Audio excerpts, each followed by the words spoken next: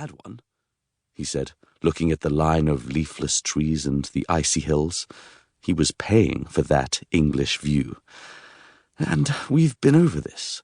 You don't want to live with me. You need your independence, though it would be a lot cheaper if you did move in with us."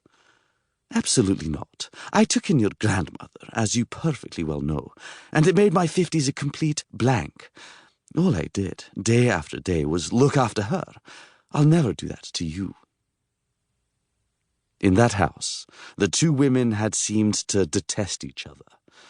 With stealthy expertise, each made the other immovably depressed. "But you want me to visit, and I want to visit you." He took her hand. "You're no good to me 3 hours away up in Scotland, even though you'd have your own landscape there." He said it gently.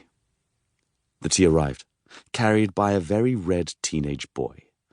He offered a biscuit to both of them, and then left, making sure to take the full plate with him.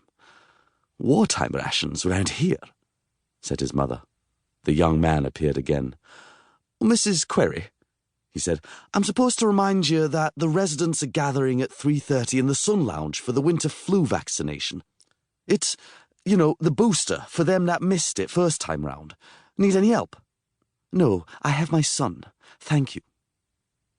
The room could have been a lot worse. High ceilings with ornate mouldings, Roman laurels almost, textured wallpaper with chips in it like slivered almonds, though in fact these always made him think of splinters caught under a child's skin, or painted a pleasant cream. And parental things he had known all his life, a watercolour reproduction of Durham Cathedral, an antique mirror that you couldn't really see yourself in. It looked valuable, but he knew it wasn't. A cushion whose faded lilac cover, bought by him at Heels, London on the Tottenham Court Road, had not been replaced in 30 years at least. It was all pretty good, or as good as can be when one's whole life has been reduced to souvenirs of selfhood. It was a nice place, but he couldn't afford it any longer. She looked at him with her pale blue eyes. "Vanessas." "This whole place is up in arms. My next-door neighbour lost her hearing aid yesterday. She put it in some tissue paper on her bedside table, and the cleaner threw it out by mistake. She thought it was a bit of rubbish. And in the room that's just 2 doors down the hall, Mary Benet is furious because she likes to talk French to another woman here who can understand it. She's the only woman who can, and now Mary's been told to stop talking French by the staff. Apparently someone else— we all assume it's one of the residents, and I have a very good idea who— has complained that they're speaking a secret language to exclude everyone else. I'll miss it. I couldn't understand what they were saying, but I liked hearing the French. And now the manager is leaving at the end of the month. She's only been here for 6 months. She's Czech, I think. A nice woman, though for some reason she hates to be thought of as Polish." He interrupted her. "Ma, I have to go to America for a week." "America? Well, on business." She had always enjoyed enunciating those words, so he spoke them back to her with finality. "On business." "Well, don't get caught up in anything." "Caught up in anything?"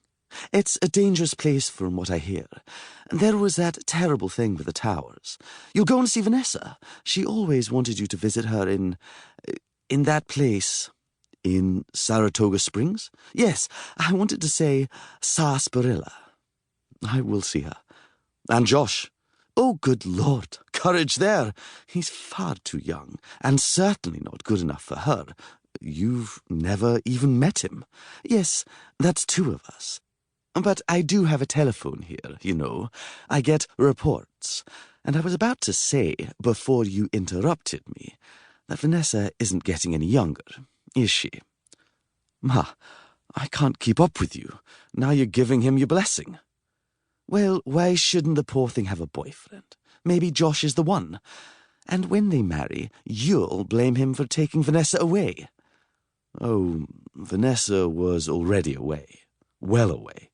She did a PhD there, not here, after all. That was the beginning." "Silly girl. It was a shame she didn't come back at Christmas. I suppose she'd rather spend time with her beau." There was a moment or two.